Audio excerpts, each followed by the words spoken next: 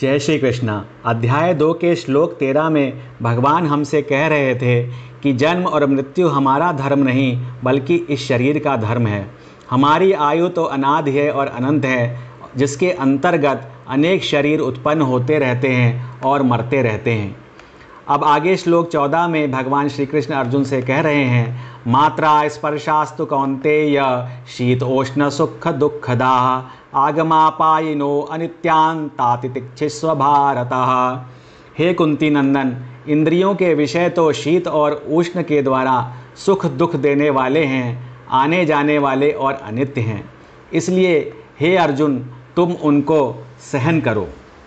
जैसे शरीर कभी एक रूप नहीं रहता, प्रति क्षण बदलता रहता है, ऐसे ही इंद्रियां, मन और बुद्धि से जिनका ज्ञान होता है, वे संपूर्ण सांसारिक पदार्थ भी कभी एक रूप नहीं रहते, सदा बदलते रहते हैं और उनका संयोग और वियोग होता रहता है।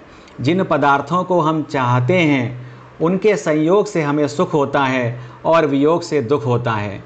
जिन पदार्थों को हम नहीं चाहते उनके वियोग से हमें सुख होता है और संयोग से दुख होता है।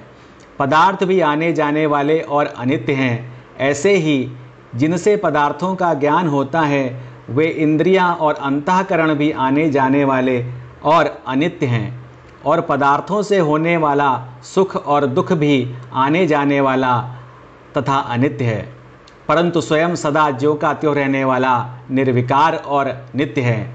इसलिए उनको सह लेना चाहिए, अर्थात उनके संयोग वियोग को लेकर सुखी दुखी नहीं होना चाहिए बल्कि निर्विकार रहना चाहिए। सुख और दुख दोनों अलग अलग होते हैं, पर उनको देखने वाला एक ही होता है और वह उन दोनों से अलग निर्विकार होता है।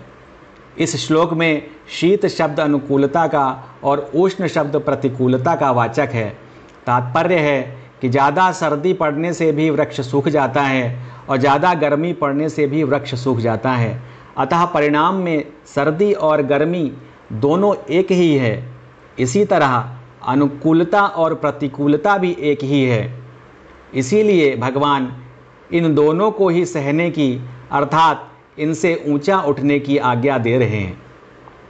सुख दुख, हर्ष शोक, राग द्वेष, काम क्रोध आदि आने जाने वाले, बदलने वाले हैं, पर स्वयं का स्वरूप ज्यों का त्यों रहने वाला है। साधक बड़ी भूल करता है कि वह बदलने वाली दशा को तो देखता है पर वह स्वयं को नहीं देखता। दशा को वह स्वीकार भी करता है पर वह स्वयं को कभी स्वीकार नहीं करता। आगे के श्लोक में भगवान श्री कृष्ण कह रहे हैं, यम हि न व्यथन्त्येते पुरुषं पुरुषर्षभः सम दुःख सुखम धीरम सो अमृत्वाय कल्पते। कारण कि हे पुरुषों में श्रेष्ठ अर्जुन, सुख और दुख में सम रहने वाले जिस बुद्धिमान मनुष्य को ये मात्रा स्पर्श पदार्थ विचलित अथवा सुखी दुखी नहीं करते, वह अमर होने में समर्थ हो जाता है। हमारे आत्मस्वरूप की सत्ता में कोई व्यथा नहीं है। शरीर में अपनी स्थिति मानने से ही व्यथा होती है। अतः शरीर में अपनी स्थिति मानते हुए कोई भी मनुष्य व्यथा रहित नहीं हो सकता। व्यथा रहित होने का तात्पर्य यहाँ पर है प्रिय को प्राप्त होकर हर्षित न होना और अप्रिय को प्राप्त होकर दुखी न होना। सुखदायी और दुखदायी परिस्थिति से सुखी दुखी होना ही व्यथित होना है।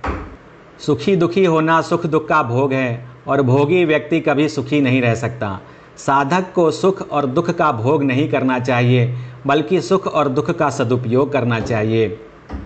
सुखदायी या दुखदायी परिस्थिति का प्राप्त होना हमारा प्रारब्ध है और उस परिस्थिति को साधन सामग्री मानकर उसका सदुपयोग करना वास्तविक पुरुषार्थ है। इस पुरुषार्थ से अमरता की प्राप्ति होती है।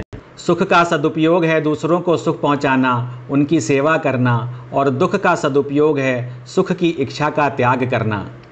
अब आगे के श्लोक हम अगले वीडियो में चर्चा करेंगे उनकी। आज के लिए जय श्री कृष्णा।